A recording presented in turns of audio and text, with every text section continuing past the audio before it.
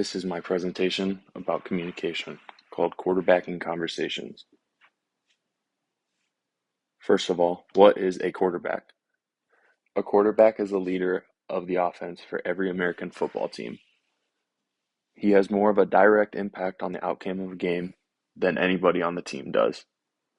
He communicates with the coaches before communicating that to his teammates, and he calls plays and makes impromptu adjustments on the fly. And in almost every circumstance, he will initiate every play. How does their job relate to communication? First of all, cultural awareness can be compared to team schemes, as different defenses will have different schemes depending on what team they play for and what style of defense they have. This can be compared to people having different types of communication and different ways of communicating depending on where they're from and their background and their history as well. Here's just a couple types of the most popular defensive schemes, the 3-4 and the 4-3. Emotional intelligence is knowing the strengths and weaknesses of not only your own team, but the other team as well. Knowing how you can go about communicating to be your best and how to bring out the best in others is comparable to knowing your own emotions and how to convey them while also knowing the emotions of the person you are communicating with and how to convey to those. Nonverbal communication. This is hand signals within football, and it is interesting because it is common in both realms. Eye contact to the coach or other person that you're talking to means that they know you are paying attention to them.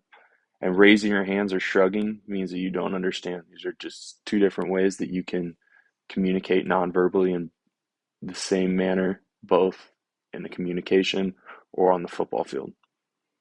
Active listening can be compared to reading formations.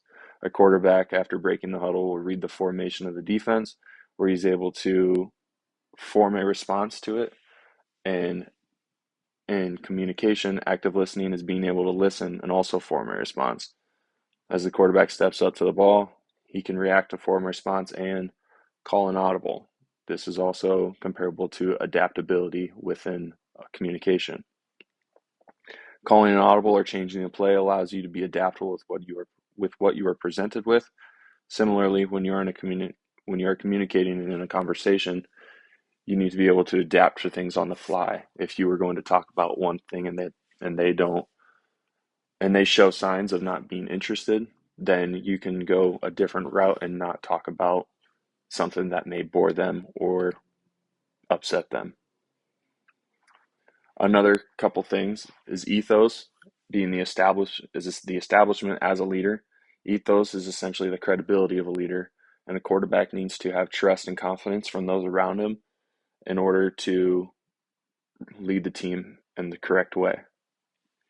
Pathos. Pathos is the appeal to emotion. If a quarterback cannot rally fans and teammates, then they will not have the support.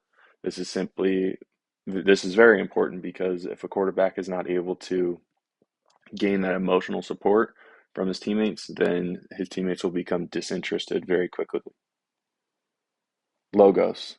Logos is the guidance to victory. Logos is also the reason and evidence and is comparable to a quarterback making logical decisions in a game that will lead them to victory. If people believe that you are going to make the right decision and have reasoning and evidence to it, they're more likely to understand and be okay with the decision that you make. In conclusion, just as a successful quarterback combines all of these elements within football to lead the team effectively, a persuasive communicator weaves their counterparts to delivering compelling arguments and have the ability to communicate effectively.